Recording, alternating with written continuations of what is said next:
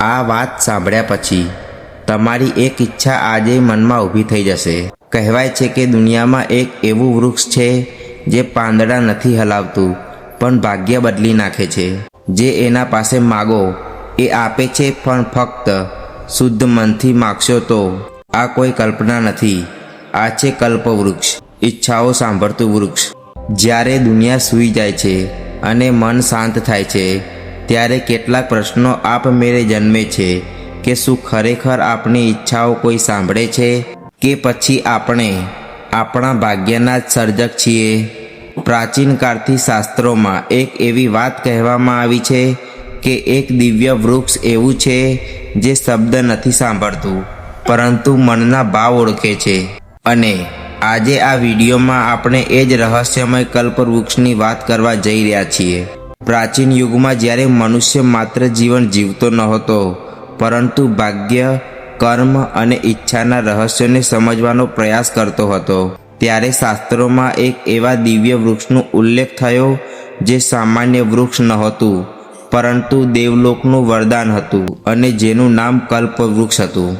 કલ્પવૃક્ષનો અર્થ શાસ્ત્રોમાં એવો આપવામાં આવે છે કે કલ્પ એટલે ઈચ્છા અને વૃક્ષ એટલે જીવન આપનાર આધાર। એટલે કે એવું દિવ્ય વૃક્ષ જે મનુષ્યના મનમાં રહેલી ઈચ્છાને ફળ રૂપે પ્રગટ કરે, પરંતુ માત્ર શુદ્ધ ભાવનાથી કરેલી ઈચ્છાને જ સ્વીકારે।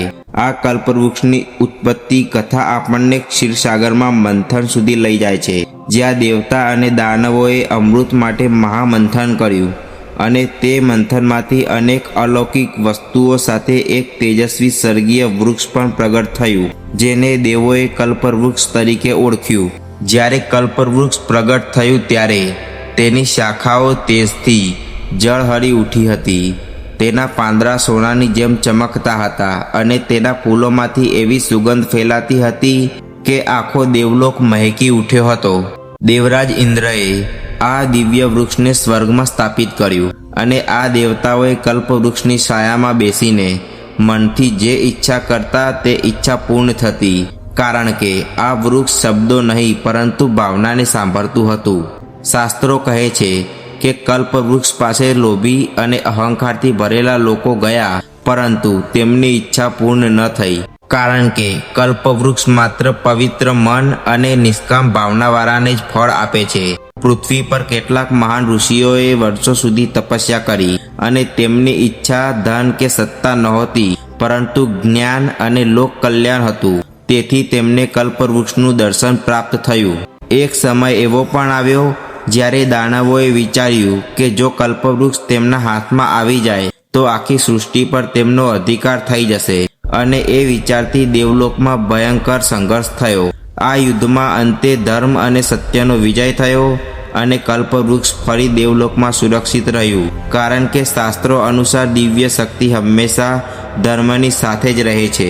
કાળક્રમે શાસ્ત્રકારોએ કલ્પવૃક્ષનું રહસ્ય સમજાવતા કહ્યું છે કે આ વૃક્ષ માત્ર સ્વર્ગમાં નથી પરંતુ દરેક મનુષ્યના મનની અંદર વસે છે।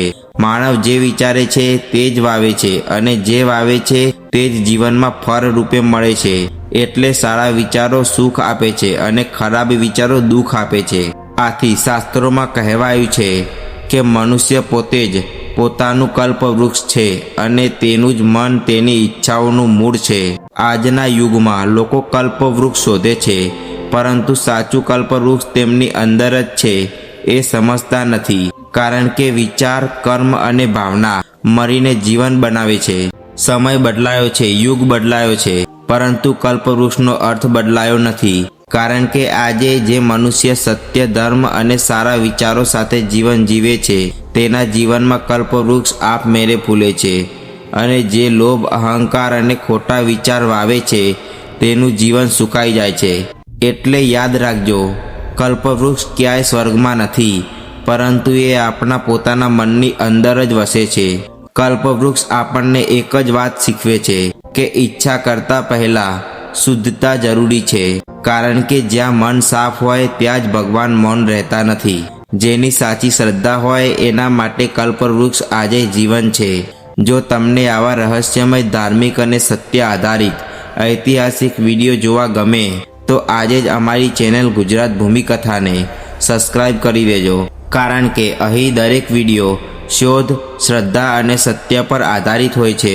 વિડીયો તમને પસંદ આવ્યો હોય તો લાઈક કરો, કમેન્ટમાં જય શ્રી કૃષ્ણ લખો અને આ વિડીયો તમારા મિત્રોને જરૂરથી શેર કરો, કારણ કે શ્રદ્ધા વહેંચવાથી જ વધે છે અને જ્ઞાન ફેલાવાથી અમર બને છે.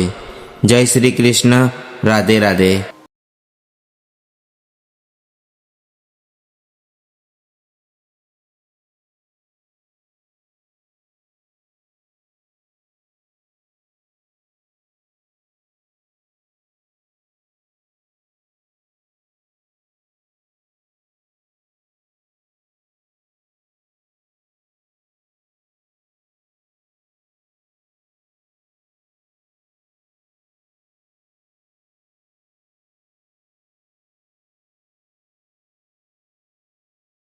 જે માત્ર સાંભળવા માટે નહીં પરંતુ જીવનમાં ઉતારવા માટે છે.